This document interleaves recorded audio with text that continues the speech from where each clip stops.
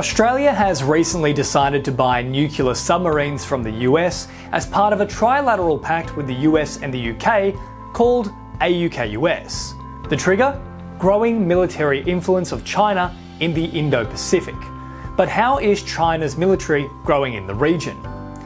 Beijing's policies in the South China Sea, the Taiwan Strait, and to some extent throughout the Western Pacific are exhibiting greater assertiveness, complemented by its rising military clout.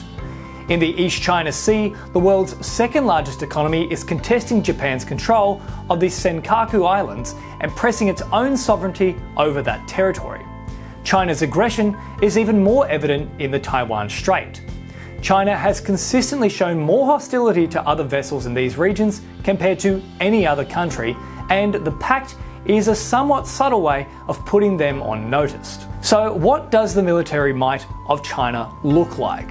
According to the PWR index, China comes in at third place when it comes to military strength, just behind the US and Russia. With 2.19 million active personnel, China boasts the highest number of in-service personnel on the planet. It has 3,260 aircraft and about 35,000 armoured vehicles and 3,205 tanks at its disposal. So how does Australia fare in comparison to China?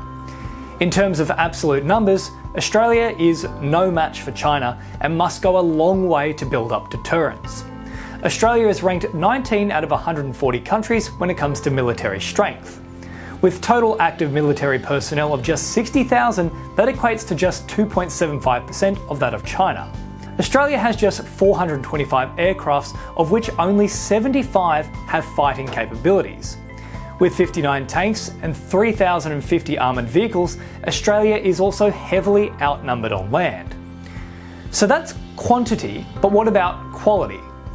While Chinese think tanks claim publicly that their military assets are a complete match to that of the US and the West, Western think tanks write off the military technology of the country. Certainly, China's continual breaches of intellectual property and historically shoddy workmanship, whether it be cars or toys, is testament to a lack of refinement and a quantity over quality approach. Whilst Australian products are of a high quality, they are also scarce. America's assistance is most certainly required in this respect. So this is the big question. Will China ever invade Australia? Australia, thanks to its remote nature, has been difficult to invade. In the World War II theatre, the Australian continent, separated by swaths of sea from other landmasses, saw far less fighting than its European peers or the US. Australia, fortunately, is gifted with somewhat of a natural deterrent. When it comes to Western powers, China's approach is largely through threats or to impose economic sanctions. However, the ruthless approach of the aggressive nation has also included genuine physical violence. Most notably in Hong Kong, where the Special Administrative Region had its police force weaponised against citizens, with police shooting protesters. And as more evidence comes to light, it does in fact seem more likely that COVID is actually a man-made creation that was either leaked from or intentionally released from a Wuhan laboratory. COVID thus becoming a bioweapon that has been unleashed. Make no mistake about it, China is dangerous. The CCP are an enormous problem and actions should be taken against them.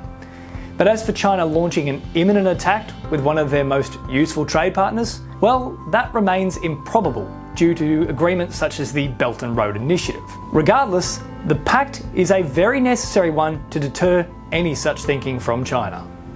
If you enjoyed the information contained in this video, then make sure to like, share, comment and subscribe, and of course, don't forget to press the bell icon to stay across the latest videos from 𝐊𝐚𝐥𝐤𝐢𝐧𝐞. For more information, just head across to the website, 𝐊𝐚𝐥𝐤𝐚media.com. I'm James Preston, reporting for 𝐊𝐿𝐴𝐚𝐥𝐤𝐢𝐴.